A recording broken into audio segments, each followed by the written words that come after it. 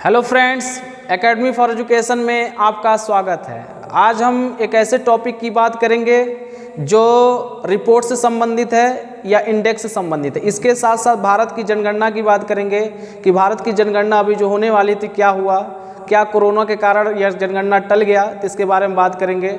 चलिए आज बात करते हैं हम लोग भारत के गुड गवर्नेंस के बारे में और जनगणना के बारे में। तो भारत के गुड गवर्नेंस और जनगणना के बारे में बात करते हैं, जो व्हाइट बोर्ड पे लिखा गया है उसमें हम बताते जा रहे हैं जी। तो भारत की जो गुड गवर्नेंस इंडेक्स है, ये भारत के प्रधानमंत्री द्वारा, जो आपके नरेंद्र मोदी जी हैं, ये इनके द्वारा क्या किया जाता है, जारी किया जाता है। और इन्हें कार्मिक लोक शिकायत और पेंशन मंत्रालय इनके द्वारा बनाया गया है, यही क्या करते जाते हैं, जारी करते हैं। और 25 दिसंबर 2019 को नई दिल्ली में इसकी पहली सूचकांक जारी किया गया और बताया गया कि जो भारतीय राज्य हैं और भारतीय राज्य और केंद्र शासित प्रदेश, इनको 3 समूह में रखा जाएगा। पहला समूह क्या है, यह बड़े राज्य होंगे, और दूसरा समूह क्या होगा, उत्तर पूर्वी और पर्वतीय राज्य होंगे, और तीसरा समूह क्या होगा, केंद्र शासित प्रदेश होंगे। चलिए बात कर लेते हैं पहले की बात, बड़े राज्य की।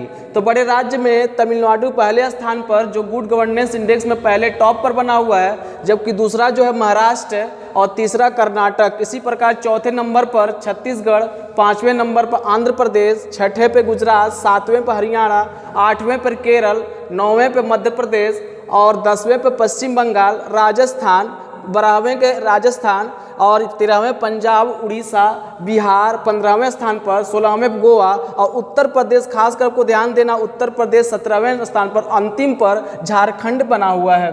अब बात कर लेते हैं दूसरे पर। दूसरा जो है इस इंडेक्स में, दूसरे जो राज्य हैं वो उत्तर पूर्वीय पर्वतीय राज्य को रखा गया है। यह उत्तर पूर्वी पर्वतीय राज्य जो है, इसमें पहले नंबर पर हिमाचल प्रदेश को रखा गया है और दूसरे नंबर उत्तराखंड और तीसरे नंबर पर त्रिपुरा। इसी प्रकार मिजोरम, सिक्किम, असम, जम्मू कश्मीर, मणिपुर और मेघालय और नागालैंड और अरुणाचल प्रदेश को रखा गया है।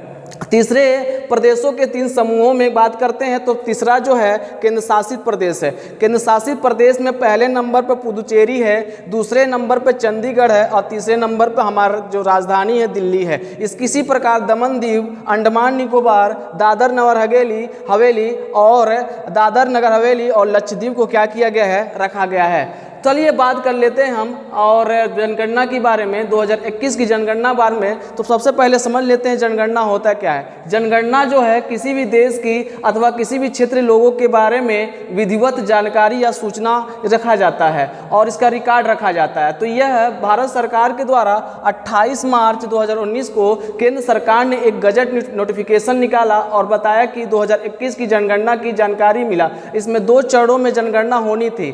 कब होनी थी? अप्रैल 2020 से सितंबर 2020 के बीच में होना था। लेकिन कुछ ऐसे कारण पड़ गए जिसमें यह जनगणना नहीं पड़ी, जिसमें मुख्य कारण क्या था, कोरोना वायरस का प्रभाव। और यह जो जनगणना दूसरे नंबर पर था वो 9 से 28 फरवरी 2021 में जनगणना की जो प्रभाव था कोरोना की वजह से रोक दिया गया। और जो हमारे केंद्रीय मंत्रालय है वो कहा कि 2022, 2023, 24 में से पूरी कर दिया जाएगा। और इस जनगणना का थीम क्या रखा गया, जन भागीदारी से जन कल्याण जरूरी, या जन भागीदारी से जन कल्याण जरूरी होगा। चलिए हम बात कर लेते हैं इसके बारे में, जनगणना है क्या। तो जनगणना के बारे में हम पहले डिफाइन कर चुके हैं। अब बात करते हैं जो भारतीय हमारी संविधान है, भारत की जो संविधान है, अनुच्छेद 224 में 246 में क्या किया गया है, जनगणना के बारे में बात किया गया है। और हमारे संविधान की 7वीं अनुसूची में क्रम संख्या 69 में इसकी बात की गई है। कहा जाता है कि जनगणना जो है संगठन केंद्रीय गृह मंत्रालय के अधीन होता है और यह हर 10 वर्षों में इसको क्या करता है, जारी करता है।